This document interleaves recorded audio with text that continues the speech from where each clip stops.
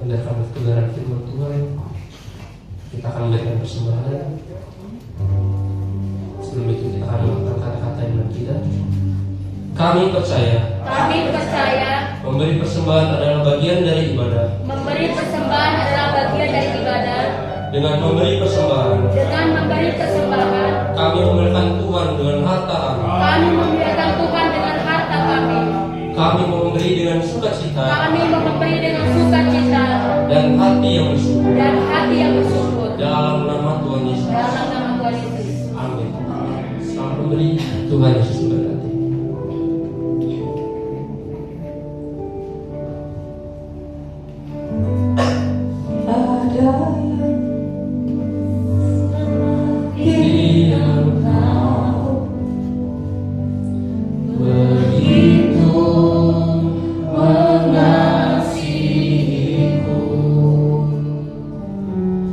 Kau Tuhan sanggup menjauh.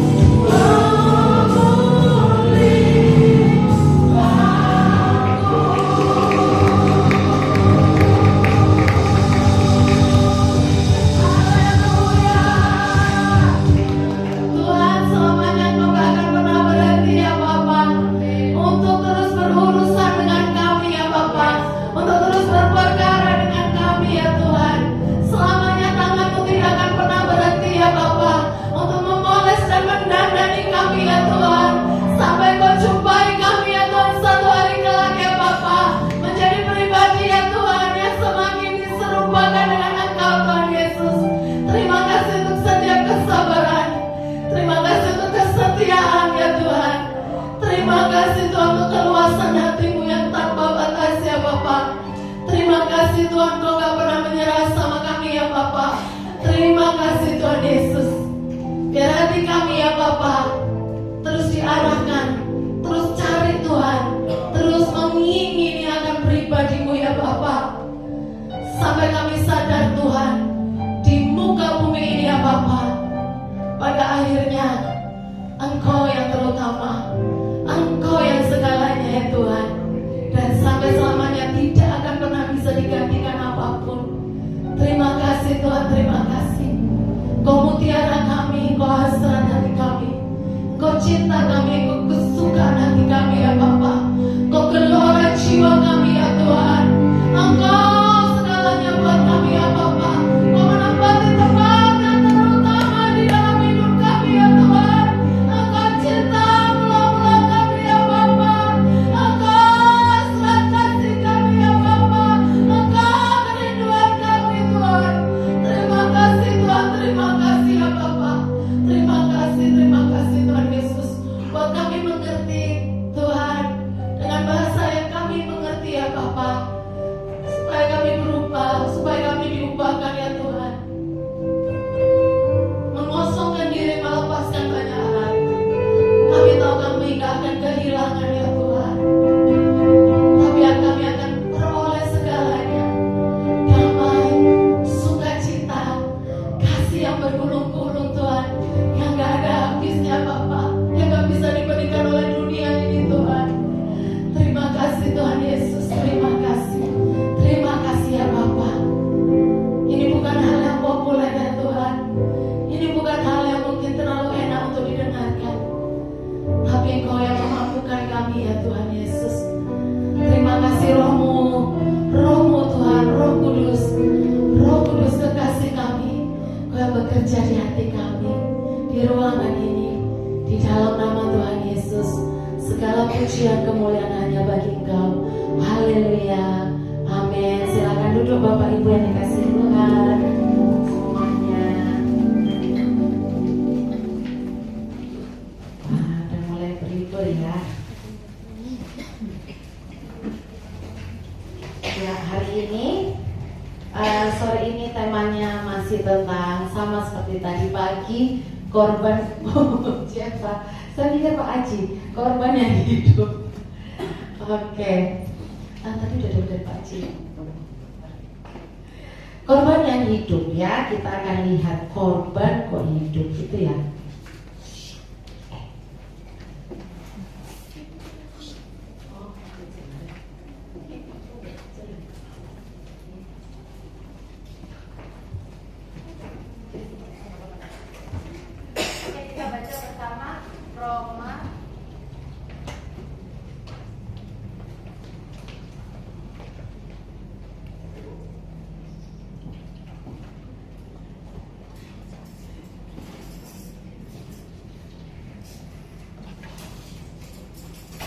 Oh, saya tahu kenapa nggak jalan.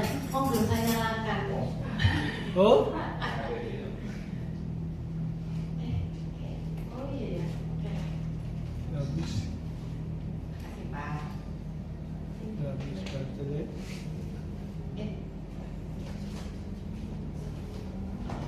Oke, korban yang hidup kita baca bersama ya dari Roma 12 ayat 1 ya. Kita baca pelan-pelan sambil kita minta terang Tuhan. Kita minta Roh Kudus membukakan. Ini maksudnya apa ya? 1, 2, 3. Karena itu aku menasihati kamu saudara-saudari demi kemurahan Allah untuk mempersembahkan seluruh hidupmu dengan mengabdikan seluruh dirimu, dipisahkan hanya untuknya sebagai persembahan yang hidup, yang kudus dan berkenan kepada Allah. Itulah ibadahmu yang sejati. Bapak Ibu, teman-teman semua, kalau kita sih sering ya nyanyi ya kayak tadi, misalkan ku berikan hatiku dan jiwaku gitu ya, Tuhan ku berikan semuanya gitu.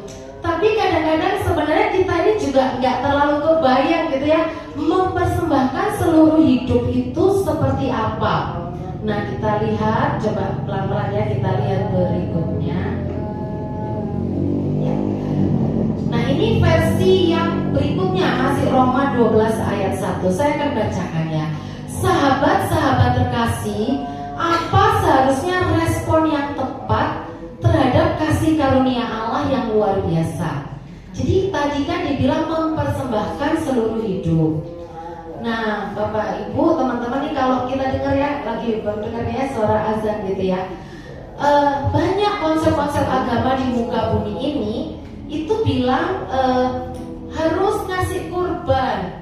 Tiap tahun misalkan harus kasih kurban, harus kasih amal dan sebagainya, supaya diselamatkan, supaya diampuni dosanya.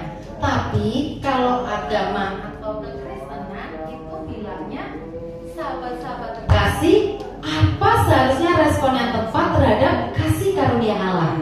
Jadi kita itu sudah dilimpahi kasih Tuhan, kita sudah diselamatkan, kita sudah diampuni dosanya setiap kali kita minta ampun sama Tuhan. Artinya kita itu beribadah, kita menyerahkan hidup kita kepada Tuhan, bukan supaya diselamatkan. Menyerahkan diri kepada Allah untuk menjadi korban hidup yang kudus baginya, dan hiduplah dalam kekudusan dengan melakukan segala sesuatu yang menyenangkan hatinya. Sebab itulah ungkapan penyembahan yang tulus dan sejati. Saya rasa ini termasuk salah satu ayat di Alkitab yang cukup romantis ya. Kalau Bapak Ibu teman-teman suka baca Kidung Agung, itu juga bagus sekali, saya suka ya. Kata-kata yang sangat intimate gitu, yang sangat dekat sekali gitu ya. Ini juga seperti itu loh. Jadi kayak kayak seperti kayak gini. Kita itu udah dikasih, waduh, limpahan cinta yang begitu banyak gitu ya sama Tuhan. Jadi terus kita masa diem aja gitu. Kalau diem aja itu kan namanya, waduh, itu benar-benar kayak batu gitu ya, kayak kursi gitu, dikasih, disayangi, tetap diem aja kan ya enggak. Tapi harus merespon, harus ada sesuatu gitu ya. Namanya orang udah dicintai gitu kan. Kita aja kalau misalkan ada cowok atau cewek yang yang cinta gitu, naksir sama kita, walaupun kita mungkin nggak cinta sama dia, tapi pasti ada respon minimal, iya ya, nggak enak, kasihan juga ya, nggak apa-apa lah saya cicipi coklatnya gitu ya, ya nggak apa-apa lah saya makan martabaknya gitu ya, saya bilang terima kasih, minimal pasti ada respon. Nah, yang dikasih sama Tuhan itu jauh lebih besar, keselamatan, pengampunan dosa, bahkan semua yang jiwa kita perlukan itu Tuhan sudah kasih sama kita. Jiwa kita ini paling perlu apa sih? Kasih. Jiwa kita paling perlu sukacita, damai sejahtera, itu semua Tuhan kasih. Jadi bagian kita adalah menyerahkan diri kita sama Tuhan. Nah, ini kita lihat ya, menyerahkan diri sama Tuhan. Arti kata korban itu memang aneh ya. Kok dibilang persembahan yang hidup? Kalau bahasa Indonesia nggak terlalu kelihatan, tapi kalau bahasa Inggris tuh bilangnya living sacrifice, korban yang hidup gitu ya. Padahal arti kata korban sendiri adalah disembelih. Tapi uniknya arti kata korban dengan disembelih ternyata ada proses namanya ditarik lebih dekat. Tapi ada juga dikatakan masuk lebih dalam. Nah, dari sini aja kita udah kebayang ya, korban itu unik ya, disembelih tapi juga ditarik mendekat dan masuk lebih dalam. Bahkan arti kata mempersembahkan itu artinya tuh naik. Bukan cuma semacam penyembahan kita atau korban kita yang naik gitu ya. Makanya diibaratkan kan dibakar terus asapnya naik. Tapi juga dikatakan itu bertumbuh, bersemi gitu ya. Bersemi itu adalah awal dari berbuah. Dan bahkan ajaibnya itu melampaui batas. Jadi kira-kira mungkin kita bisa bilang bahwa ketika kita memberi diri untuk dipersembahkan kepada Tuhan, sebenarnya itu adalah salah satu jalan tercepat gitu untuk kita ditarik mendekat, untuk kita masuk lebih dalam, untuk kita mengalami dan menikmati naik demi naik, naik demi naik, kemuliaan demi kemuliaan, masa puncak, masa kelimpahan. Amin. Nah, memang kalau melihatnya tadi sepertinya susah, dan memang susah. Gimana mempersembahkan seluruh hidup tuh gak kebayang susahnya ya. Kita itu disuruh misalkan nih dikasih jajan sama orang tua tiap bulan misalkan berapa ya? Berapa sih rata-rata cetak? Ya udah rahasia ya, itu rahasia dapur ya. Katakan misalkan 200.000 deh 1 bulan ya, gitu ya. Disuruh kasih, coba deh. Misalkan Tuhan bilang kasih 150 gitu. Berat gak sih? Atau 150, saya ini ngasihnya 200 gitu ya. Saya dikasih jajan 200, saya kasih 200, saya kerja lagi, saya kasih 50. Jadi saya kasih 250. Ada gitu mungkin? Ya puji Tuhan, ajaib berarti ya. Tapi mungkin ada sebagian yang 200 terus Tuhan bilang kasih 100, itu aja udah berat gitu loh. Itu cuma uang, belum hidup gitu ya, cuma uang, belum hidup kita, itu aja kita udah rasa berat. Apalagi dibilang ini seluruh hidup, semuanya, nggak ada yang tersisa gitu. Tapi ajaibnya Tuhan bilang di Ibrani 9 ayat 11, 13, 14 ya. Kita baca bareng-bareng ya, pelan-pelan. 1, 2, 3. Namun ketika Kristus telah datang sebagai imam besar untuk hal-hal baik yang akan datang, yaitu ibadah rohani yang sejati, ia masuk melalui kemah suci yang lebih agung dan lebih sempurna, yang tidak dibuat oleh tangan manusia, artinya bukan bagian dari ciptaan. Sebab jika darah domba jantan dan darah lembu jantan dan percikan abu lembu muda menguduskan mereka yang najis sehingga mereka disucikan secara lahiriah, betapa lebih lagi darah Kristus yang melalui Roh Kudus yang kekal telah mempersembahkan dirinya sendiri yang tak bercacat, yaitu tanpa ketidaksempurnaan moral atau rohani sebagai korban kepada Allah sebagai persembahan yang tak bercacat, akan menyucikan hati nurani kita dari perbuatan yang sia-sia supaya kita dapat beribadah kepada Allah yang hidup. Jadi Tuhan itu, Tuhan Yesus sendiri yang sudah mengerjakan sebagian besarnya buat kita. Tuhan Yesus yang sudah mengerjakan porsi terberatnya buat kita. Yang harusnya kalau dulu itu setiap kali imam besar harus kita ngaku dosa, orang-orang Israel ngaku dosa, nyembelih hewan korban, imam besarnya bawa, ini Tuhan Yesus yang bawa. Dan Tuhan Yesus dengan darah yang dia bawa di ke dalam namanya ruang maha suci, itu yang menyucikan kita. Jadi artinya kita ini sebenarnya tetap sulit menyerahkan seluruh hidup, tapi yang tersulitnya itu sudah dikerjakan sama Tuhan Yesus. Tuhan Yesus sudah mengerjakannya terlebih dahulu bagi kita. Artinya pasti bisa kita mempersembahkan seluruh hidup kita buat Tuhan. Amin. Jadi jangan mikirnya harus kayak Kak Yabes kalau mau jadi korban yang hidup, harus sekolah pendeta dulu, harus jadi pendeta dulu. Enggak, ini enggak ada hubungannya dengan gelar kependetaan, Bapak Ibu teman-teman. Ini adalah keputusan hati kita, respon hati kita, ungkapan syukur kita untuk kita mau kasih semuanya tak disisakan untuk Tuhan. Amin. Nah, orang-orang kadang ya suka membandingkan. Kadang ini keblosok, kalau orang Jawa bilang keblasok gitu ya, kebablasan. Orang Kristen ini kadang-kadang gini, suka ngambil kesempatan. Tuhan Yesus bilangnya senangnya sama ibadah janda miskin, suka yang 2 keping. Ya sudahlah, biar aku disukai sama Tuhan Yesus, aku kasih yang lebih sedikit, 1 keping aja lah. Kita tuh kadang-kadang suka mengambil kesempatan dalam kesempitan gitu ya. Padahal gak bisa jadi patokan bahwa loh, yang dikit berarti Tuhan suka. Karena ternyata yang super banyak, wow, Tuhan juga senang banget ini ya sama persembahannya Daud. Waktu dia pindahin tabut dari Obed-Edom ke Yerusalem, itu banyaknya udah tak terhingga lah, banyak banget gitu. Jadi besar nilai itu gak bisa jadi ukuran, dan bukan jadi ukuran kita untuk menilai orang lain. Amin. Yang menilai adalah Tuhan.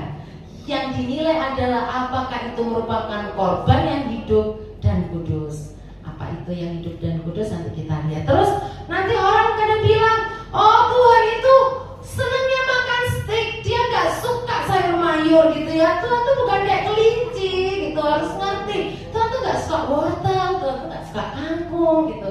Tuhan suka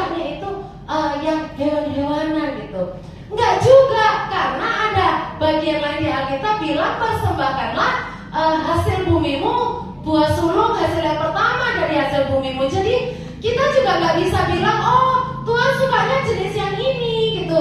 Tuhan sukanya kalau kita kasih itu Tuhan sukanya misalkan kalau misalkan nanti ada buka pembangunan gitu ya, misalkan satu kali gereja kita beli tanah, amin ya Pak ya. Terus baru nih, terus kita mikir, oh Tuhan sukanya itu kan di Alkitab ada tulisannya pilar, berarti kita beli yang ada hubungan dengan pilar. Atau oh di Alkitab kan di pilarnya tembok, berarti ada. Nggak ada.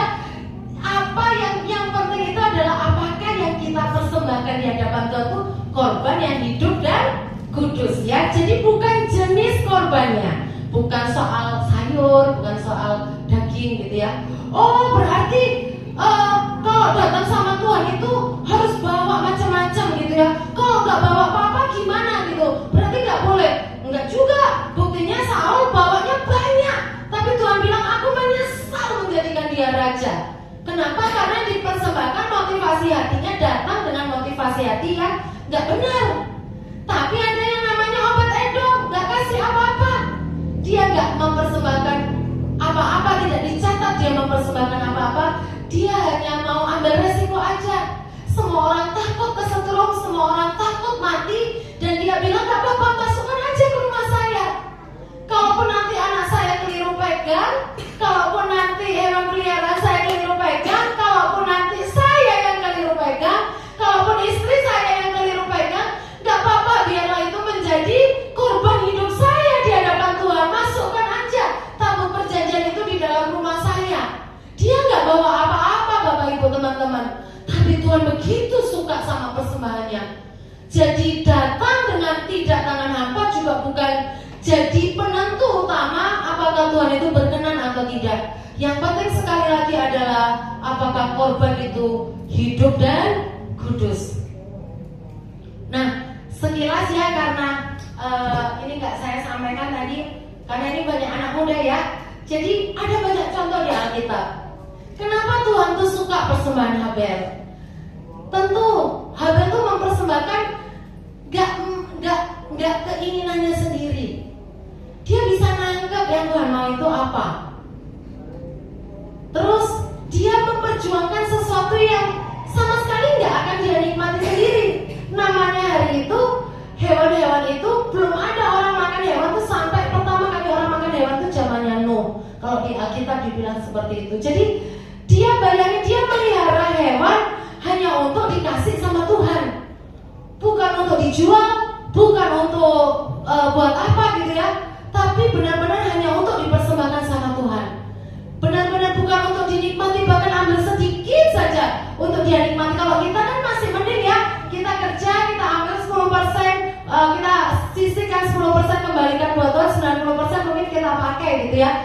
Atau ya, wah saya juga persembahkan lebih kok, ya itu puji Tuhan lah. Tapi maksudnya kalau Habel ini benar-benar dia kerja mengusahakan sesuatu dan itu dia kasih semua buat Tuhan. Dan bahkan dia memberikan yang sangat disayangi dan sangat menyayangi. Domba itu katanya mirip kayak dogi Bapak Ibu. Tak sepintar dogi memang rada oon, tapi punya ikatan bonding gitu ya.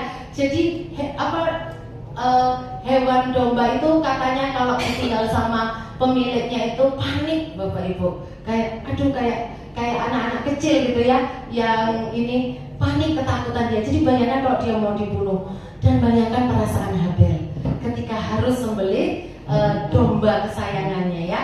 Terus ada contoh persembahan Nuh. Kenapa Tuhan suka dengan apa yang dipersembahkan sama Nuh? Nuh ini berjuang memenuhi panggilan Tuhan, gak gampang. Manggil hewan satu persatu itu gak gampang. Membuat kapal itu gak gampang. Lah dia ini bukan, nenek moyangku bukan seorang pelaut kata Nuh, tapi dia bikin, dia taat. Itu hal yang gak mudah.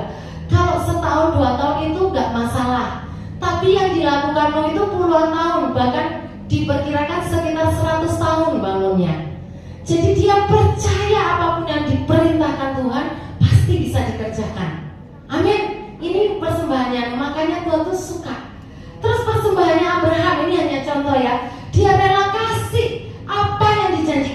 gimana sih orang udah dijanji, kamu nanti aku kasih coklat ya, ini Tuhan coklatnya. Nah itu kan luar biasa ya. Inilah yang dilakukan Abraham.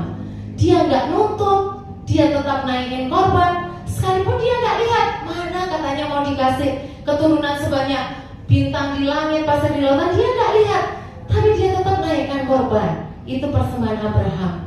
Dan contoh terakhir itu persembahan Harun. Bayangin, ini orang anak kandung dua-duanya meninggal saat itu juga, nggak pakai dada-dada surat wasiat, nggak ada. Tiba-tiba meninggal karena salah karena salah dalam mempersembahkan gitu ya, salah tata cara lah. Dan Tuhan bilang kamu nggak boleh nangis, kamu nggak boleh memperlihatkan kesedihanmu. Ini bukan nggak boleh memperlihatkan emosi negatif loh. Ini wajar, orang tua ditinggal anak sedih, itu hal yang wajar. Tapi itu karena Tuhan bilang kamu nggak boleh tampakkan. Dan Tuhan bilang itu bukan karena kan kalau kita kan sok kuat gitu ya, supaya terlihat kuat, supaya terlihat keren gitu ya di depan orang lain, padahal sudah sedih gitu ya, padahal sudah ingin marah, tapi kayak kita kelihatan tetap elegan gitu ya di depan orang lain. Enggak, kalau Harun ini Tuhan bicara dengan jelas di depan jemaah bahwa melalui audible atau apapun, Tuhan bilang kamu nggak boleh nangis, kamu nggak boleh sedih, kamu nggak boleh tampakkan ekspresi kesedihan. Kenapa? Karena ini keputusanku untuk Nadab dan Abihu anakmu mati hari ini. Kalau kamu nangis itu seperti tidak setuju dengan keputusan saya. Dan orang ini menurut. Jadi dari contoh ini kita bisa lihat bahwa sekali lagi ini bukan tentang kita bawa apa sama Tuhan, tapi dari hati kita itu mengalir apa yang sedang kita persembahkan dari hati kita sama Tuhan. Mungkin masih ngawang-ngawang ya, korban yang hidup kita lihat ya, living sacrifice. Ini saya lewati. Nah, saya hanya bahas untuk korban yang hidup adalah contohnya itu atau apa yang harus kita persembahkan. Hidup, korban, mati tapi hidup gitu ya. Sacrifice of love, korban kasih. Kita baca di Yohanes 15 ayat 12 sampai 13. Kita baca bareng-bareng ya. 1, 2, 3. Inilah perintahku, yaitu agar kamu saling mengasihi dan dengan tulus mencari yang terbaik bagi satu sama lain. Sebagaimana aku telah mengasihi kamu, tidak ada kasih yang lebih besar atau komitmen yang lebih kuat daripada menyerahkan nyawa sendiri demi sahabat-sahabatnya. Bapak Ibu, kita itu kadang-kadang bahkan ya, kita nggak usah ngomong orang yang belum kenal Tuhan. Bahkan kadang-kadang ada orang-orang gitu ya di komunitas gitu ya, orang-orang Kristen di keluarga kita mungkin yang mendengar kata kasih itu sudah dingin Bapak Ibu, udah kayak gitu ya. Mana buktinya? Waktu aku kesusahan, kamu nggak datang kok. Jangankan datang, WA aja nggak ada kok. Waktu aku pinjam duit, kamu mikirnya udah ini nyusahin aja. Kadang-kadang kita akan ketemu dengan orang-orang yang seperti itu. Tapi sacrifice of love berkata bahwa apakah hidup kita ini mau jadi jawaban buat orang-orang yang ada di sekitar kita. Amin. Kita itu mengasihi mereka bukan supaya saya, bukan supaya kita. Kita mengasihi dan memilih, memutuskan. Bapak Ibu, hanya makhluk hidup yang bisa mengasihi. Selamanya batu tidak bisa mengasihi, selamanya balon nggak bisa mengasihi. Tapi manusia bisa mengasihi, hewan bisa mengasihi. Selama masih ada detak nafas, maka kita masih bisa mengasihi Bapak Ibu. Oleh karenanya ini dinamakan korban yang hidup. Kenapa korban? Karena yang namanya mengasihi seringkali Tuhan akan berhadapkan dengan pengorbanan. Karena ternyata kasih tidak selalu berbalik kepada kita kasih. Dan kita memang gak bisa nuntut ketika kita kasihi, maka kita akan dapat minimal yang sama, atau minimal bukan yang tidak baik. Kita nggak bisa tuntut. Kenapa? Kita ke Tuhan juga kayak gitu Bapak Ibu. Berapa kali kita itu nyakiti Tuhan, padahal Tuhan tuh sayangnya minta ampun sama kita. Direlakan nyawanya, dicurahkan darahnya, Dia berikan semuanya, diberikan anaknya yang tunggal. Tapi lagi dan lagi kita sering jatuh dalam dosa. Kita sering punya sikap hati yang gak benar sesuai dengan maunya Tuhan. Dan selalu Tuhan terima dengan tangan terbuka ketika kita minta ampun. Bapak Ibu, sacrifice of love bicara kita memutuskan untuk tetap mengasihi. Bukan supaya saya tetap di jadwal pelayanan, bukan supaya bonus saya lebih besar daripada tahun kemarin dari kantor saya, bukan supaya saya diberkati, tetapi semata-mata hanya karena saya ingin melihat hidup sesama kita, hidup orang di sekitar saya dipulihkan, mereka alami Tuhan. Amin. Amin. Apakah hidup kita, Bapak Ibu, sedikit saja bisa seperti kasih air buat orang-orang yang hari ini seperti merasa ada di padang gurun? Mungkin kita nggak bisa kasih banyak. Oase memang nggak banyak Bapak Ibu. Oase itu cuma dikit kalau di padang gurun. Tapi ketika kita berikan kepada orang-orang yang sedang ada dalam penderitaan, meskipun mungkin mereka pernah menyakiti kita, mungkin mereka orang yang tidak tahu berterima kasih, mungkin mereka orang yang kecewakan hati kita, mungkin mereka orang yang gak tahu diri Bapak Ibu. Tapi apakah ada keluasan dalam hati kita untuk kita tetap bilang, aku tetap mengasihi, aku mau lihat kamu pulih dalam Tuhan, aku mau lihat kamu maju dalam Tuhan, aku mau lihat potensimu nyata di dalam Tuhan. Aku mau kita bersama-sama menikmati masa demi masa yang terbaik di hidup kita. Amin. Itulah sacrifice of love Bapak Ibu. Mari kita mulai di lingkaran terkecil kita, di keluarga kita, orang-orang di sekitar kita, teman-teman kita, tetangga, gereja kita, dan seterusnya Bapak Ibu. Saya nggak bisa cerita panjang karena waktu, tapi ini sudah saya saksikan kemarin waktu komsel bahwa Bapak Ibu percayalah, setiap taburan kasih itu akan satu kali Bapak Ibu, itu Tuhan akan mengerjakan di dalam hidup orang yang kita setia untuk tabur. Bapak Ibu, bahkan orang yang paling fanatik sekalipun, orang yang paling gak suka sama Israel, gak suka sama Kristen Bapak Ibu, gak suka sama sekali lah, gak mau ngucapin selamat Natal, asal kita terus tabur kasih, asal kita terus mau konsisten untuk tabur kebaikan, maka satu kali Bapak Ibu, Tuhan yang akan mencerahkan matanya Bapak Ibu, bahwa Yesus itu ajaib, Nabi Isa itu luar biasa. Bagian kita adalah kasih hidup kita menjadi sacrifice of love, korban kasih. Amin. Kita mengasihi, tetap mengasihi meskipun selama masih ada di dunia, mungkin kita akan tetap ketemu dengan orang-orang yang gak tahu diri. Mungkin kita akan tetap ketemu dengan orang-orang yang stepping back kita dari belakang. Mungkin kita akan tetap ketemu dengan orang-orang yang gak tahu terima kasih Bapak Ibu.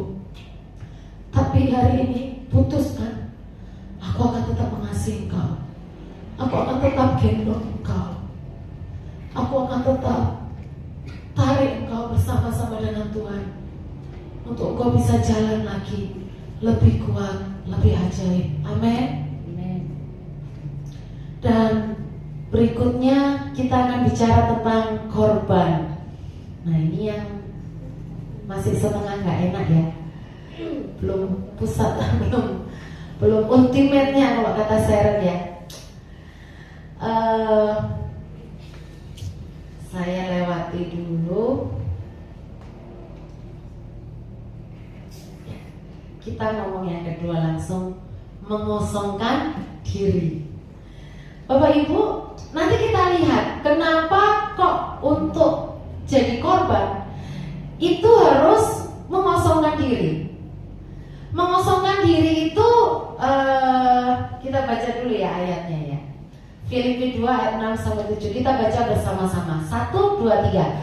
Yang meskipun dalam rupa dan hakikat Allah memiliki kepenuhan segala sifat ilahi, seluruh hakikat keilahian, tidak menganggap kesetaraan dengan Allah sebagai sesuatu yang harus dipegang teguh atau diperjuangkan atau dipertahankan, seolah-olah ia takut kehilangannya, tetapi mengosongkan dirinya tanpa menyangkal atau mengurangi keilahiannya, melainkan hanya untuk sementara melepaskan perwujudan luar dari kesetaraan ilahi dan martabatnya yang semestinya dengan mengambil rupa seorang hamba dan menjadi serupa dengan manusia. Jadi sekali lagi, ini tuh penghiburan ya Tuhan, tuh unik loh memang ya. Apa namanya?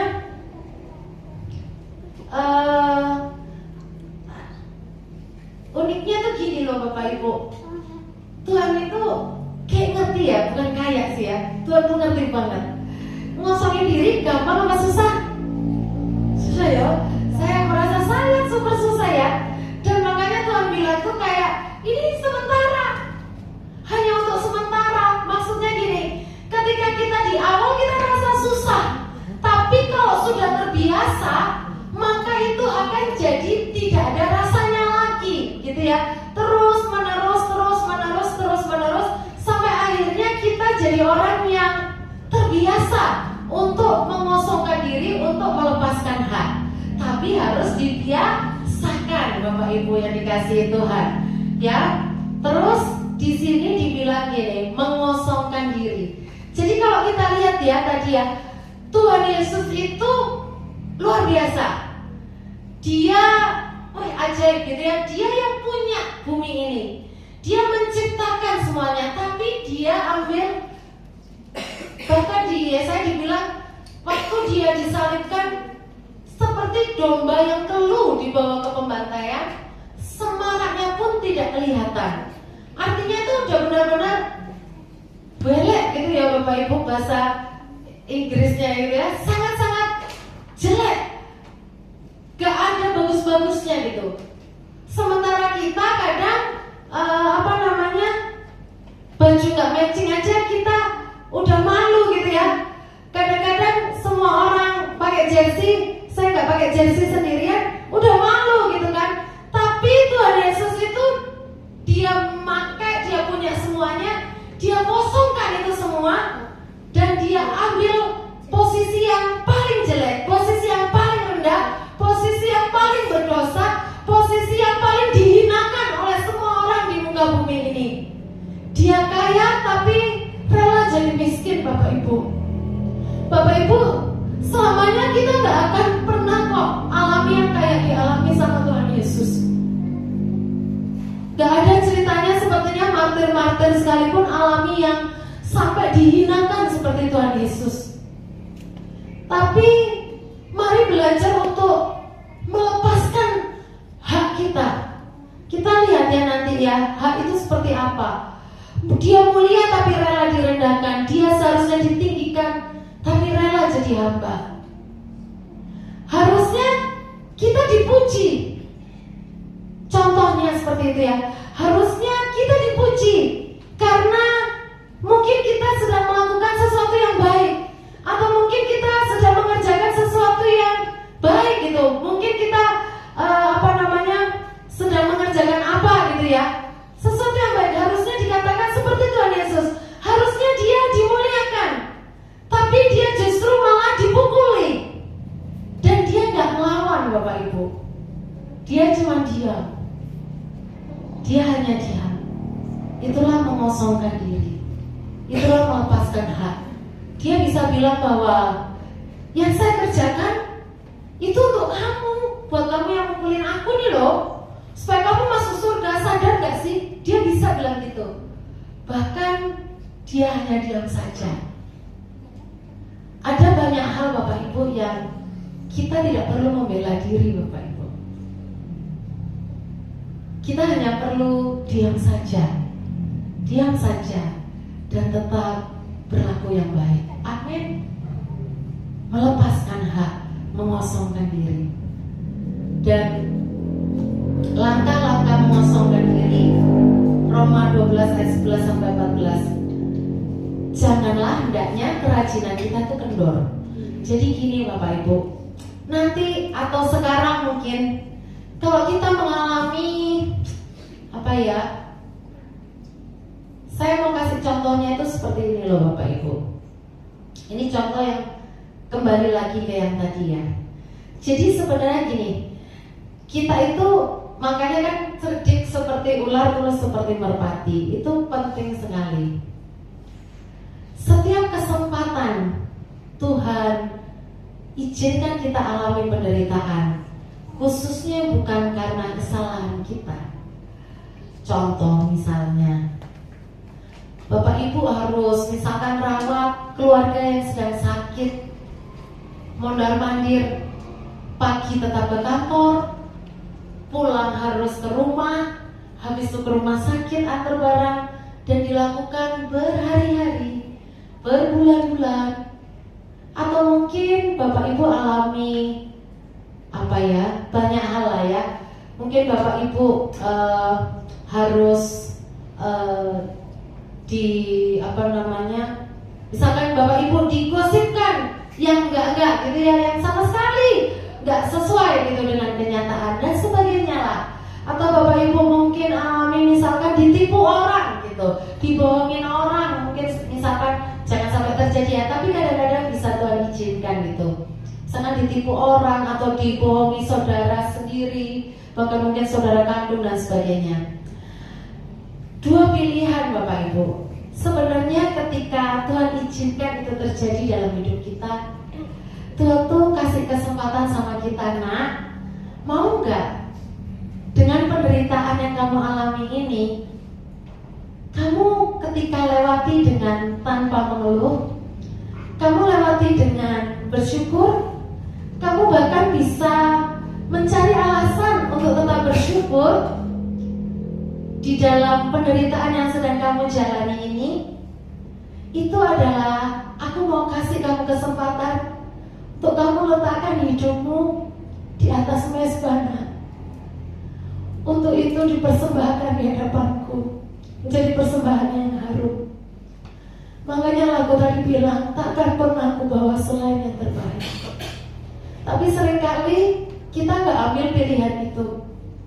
Kita ambil pilihan marah, kita ambil pilihan bersungut, kita ambil pilihan nanya. Bahkan kadang-kadang kalau sampai kapan sih aku harus mondar-mandir rumah sakit, dari kantor rumah sakit, paginya ngantuk loh gitu ya, atau malam-malam gitu ya, jalanan udah sepi, sampai kadang takut gitu mau pulang, tapi jangan-jangan ada bengkel di BKT dan sebagainya. Tapi Bapak Ibu, pilihan di tangan kita. Apakah kita mau bereaksi negatif, gak sesuai dengan maunya Tuhan, atau kita bisa melihatnya dengan Tuhan, makasih ya, sebuah kehormatan kalau Engkau izinkan aku alami ini. Aku tahu kapasitasku belum nyampe di sana, tapi Kau izinkan aku alami ini Tuhan.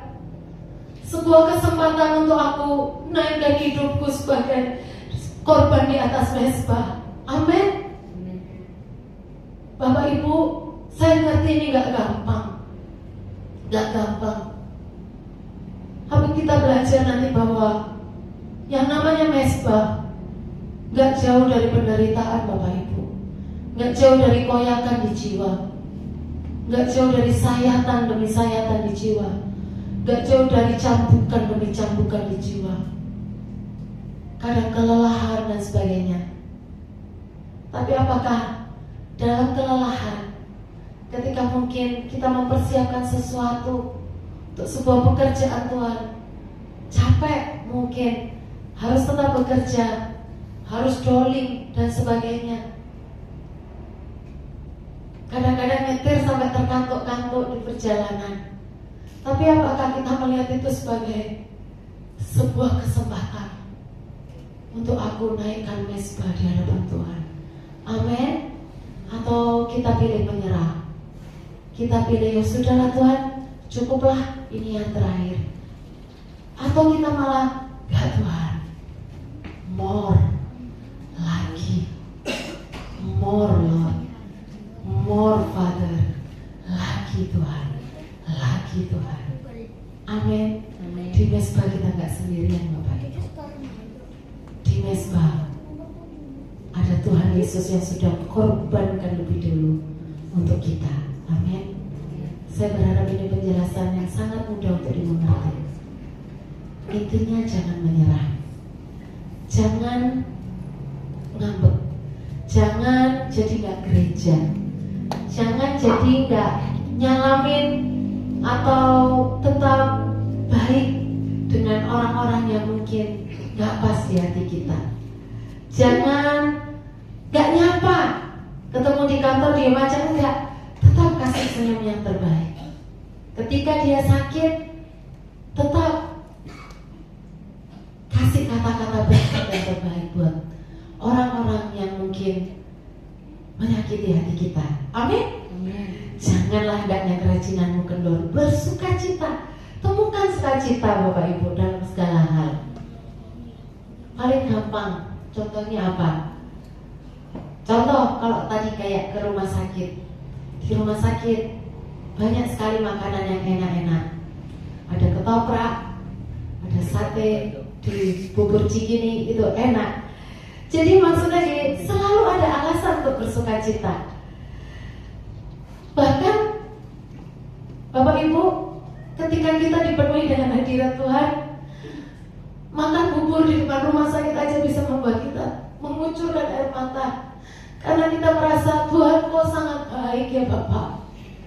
Kau ada bersamaku Tuhan. Kau kasih aku kekuatan. Hari ini aku masih ada. Hari ini aku masih sehat. Hari ini aku masih bisa melakukan banyak hal. Semua karena Tuhan, bukan karena saya. Amin. Selalu ada alasan untuk bersukacita. Minta terus kesabaran sama Tuhan. Dan tekun berdoa Bapak Ibu. Ada kalanya ketika kita berat apapun, tetap tekun berdoa. Jangan tinggalkan. Tetap bantu yang sedang dalam kesulitan dan berkati. Berkati, jangan pernah inginkan penderitaan orang-orang yang gak pas di hati kita. Amin. Dan jangan pernah lari dari penderitaan, pengujian, pemurnian, penampian. Bapak Ibu, sedikit ya, tempat pengirikan. Jadi gini, bait Allah itu didirikan di namanya tuh, itu dulunya tempat pengirikan Ornan. Ya, ada orang namanya Ornan, orang Yebus. Yebus itu bukan orang Israel, ini manusia biasa-biasa aja gitu ya. Dia punya tempat pengirikan gandum. Ngirit itu maksudnya bersihin gandum gitu ya. Gandum kan ada kulit-kulitnya, dibersihin dari sekam-sekamnya itu. Nah, zaman dulu mungkin ada mesin selek gitu ya. Jadi pakai namanya pengirikan ini adalah seperti ini ya. Itu kenapa artinya itu pengirikan itu penderitaan dan perendahan. Dan gak kebetulan tempat itu yang dipilih sama Tuhan.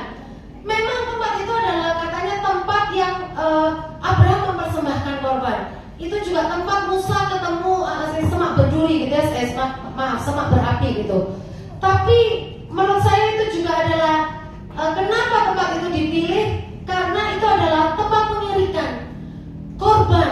Itu bicara selalu banyak hal, bicara korban itu bicara tentang penampian, pemurnian, penderitaan dan sebagainya, perendahan.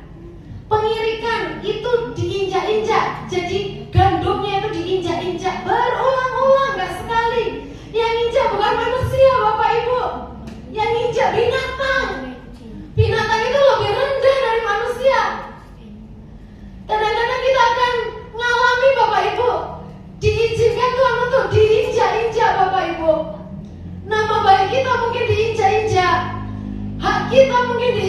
gereja dan sebagainya.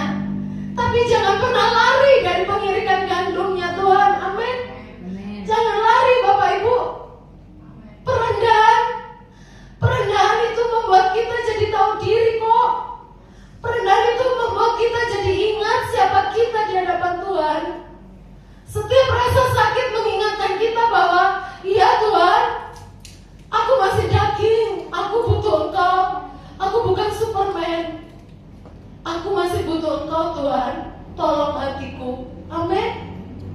Dipukuli pakai cambuk atau tongkat supaya bersih, dan bahkan ditusuk-tusuk dengan garpu yang besar. Gak ada yang enak Bapak Ibu dari 3 hal ini. Tapi itulah tempat yang dipilih Tuhan menjadi pusat penyembahan. Amin. Menjadi pusat tempat orang menaikkan semua yang harum di hadapan Tuhan. Amin. Jadi jangan pernah lari dari pengirikan gandum yang Tuhan izinkan ada di hidup kita hari ini Bapak Ibu. Kalau kita matikan apinya, kita pencet off tombol apinya, Bapak Ibu, prosesnya akan berhenti memang, penderitaannya akan berhenti, tapi kita nggak akan naikkan yang harum di hadapan Tuhan Bapak Ibu. Setiap kali kita menaikkan yang salah di hadapan Tuhan, mulut kita memuji Tuhan, tapi di hati, di keseharian, kita gosipin orang, kita jahati orang lain, kita lakukan hal-hal yang gak benar, kita tipu, kita bohong dan sebagainya. Itu seperti kita sedang matikan api itu, dan gak akan ada mezbah yang naikkan persembahan yang harum. Yang adalah ada persembahan yang busuk Bapak Ibu. Bapak Ibu, tapi Tuhan itu ajaib. Masih tetap diberkati Tuhan kan Bapak Ibu. Walaupun kita naikkan yang busuk, walaupun saya naikkan kaki yang sopel di hadapan Tuhan, walaupun saya naikkan hati yang penuh kusta di hadapan Tuhan, saya tahu sampai hari ini tetap diberkati, tetap dicintai Bapak Ibu. Bapak Ibu, mari berjuang untuk jadi korban yang hidup. Amin. Mari jadi pribadi yang sadar dan tahu diri Bapak Ibu.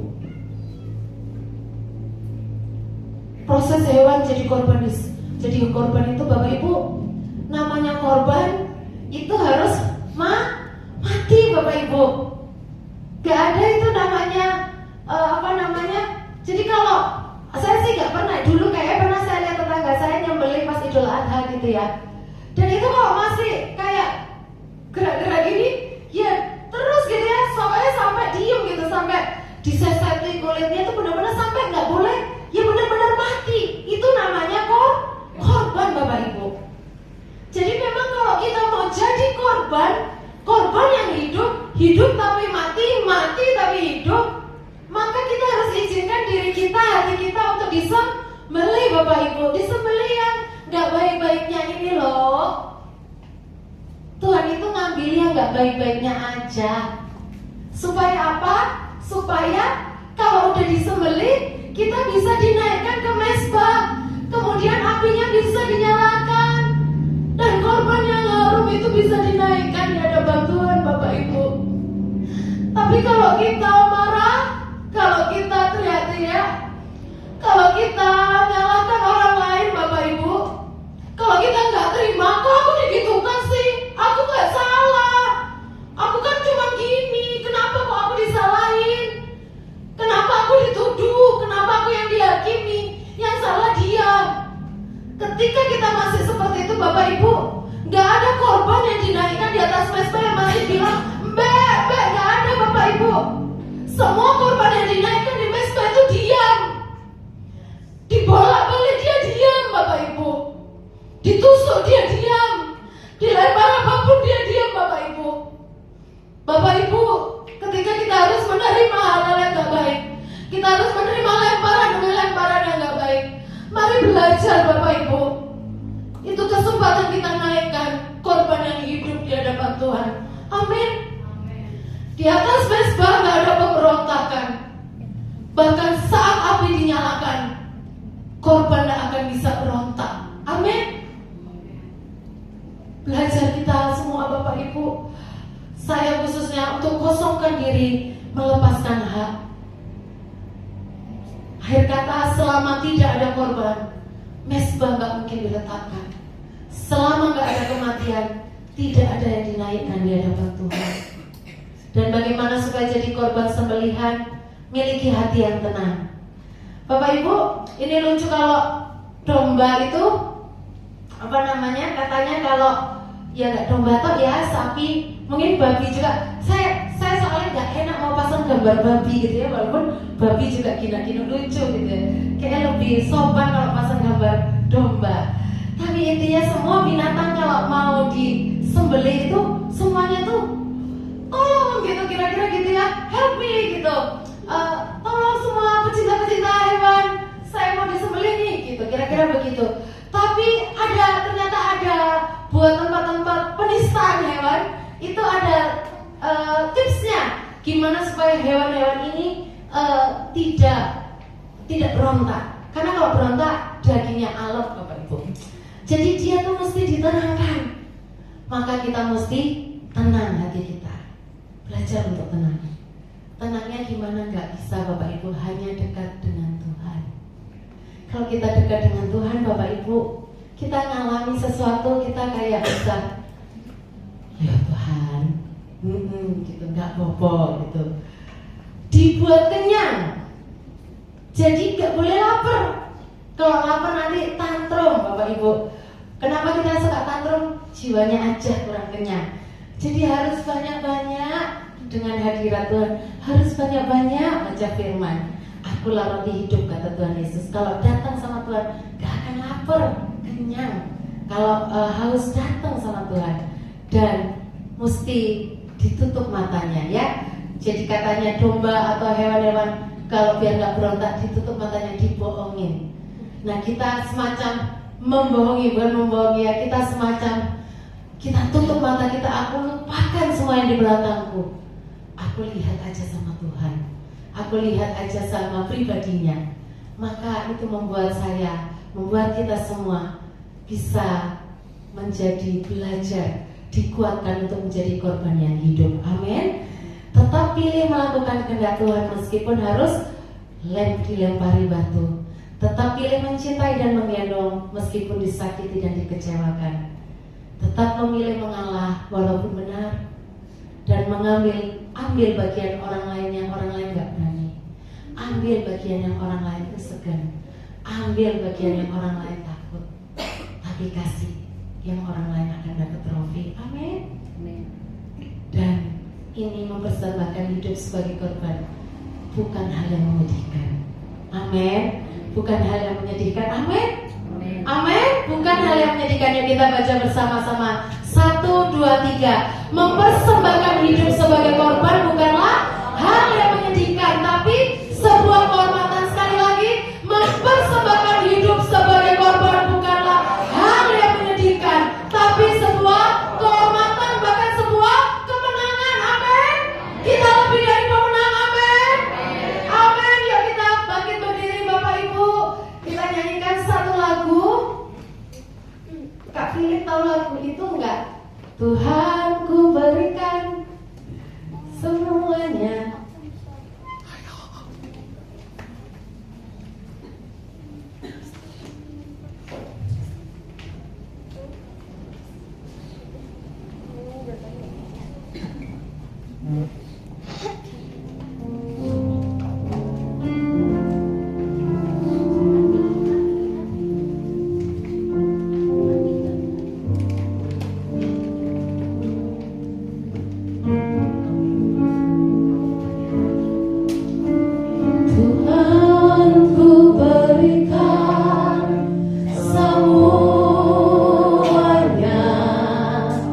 Tubuh jiwa rohku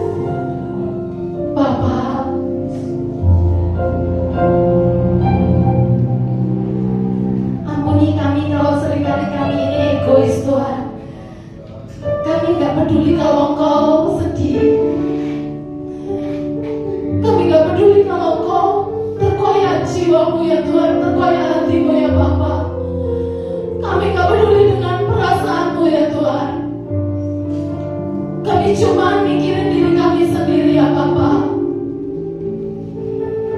Buat kami memandang semua penderitaan sebagai kesempatan untuk kami naikkan yang harum di hadapan-Mu ya Bapa.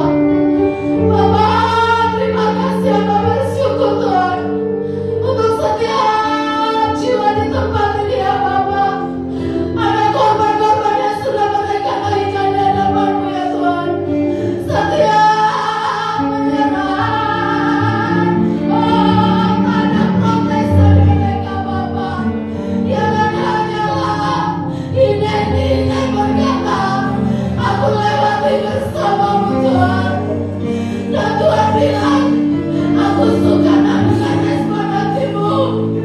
Aku suka dengan korban yang kau letakkan selama ini. Aku suka dengan respon-Mu. Kau seperti batu yang hidup. Kau seperti batu yang hidup yang terkubur dan tak terlihat oleh siapapun. Karena kau tetap berkata, ini aku Tuhan, aku mau. Kau tidak marah, kau tidak protes, kau tidak kecewa, dan kau jalani semuanya. Bahkan di saat-saat tergelap dalam hidupmu, kau tetap kerjakan semuanya. Dan Tuhan bilang, saya ini makasih anak. Terima kasih anak.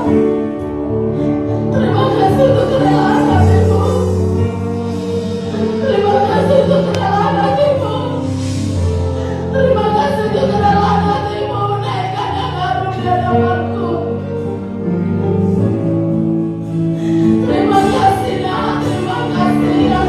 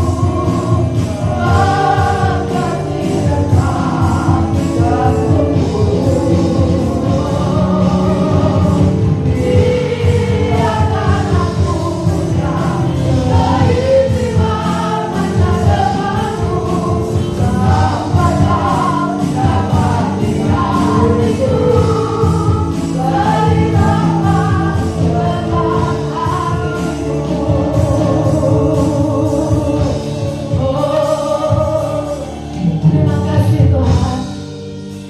Terima kasih Bapa. Terima kasih. Yang terbaik selalu datang dan segera datang. Terima kasih Bapa. Terima kasih. Terima kasih. Kami gak menyerah Tuhan.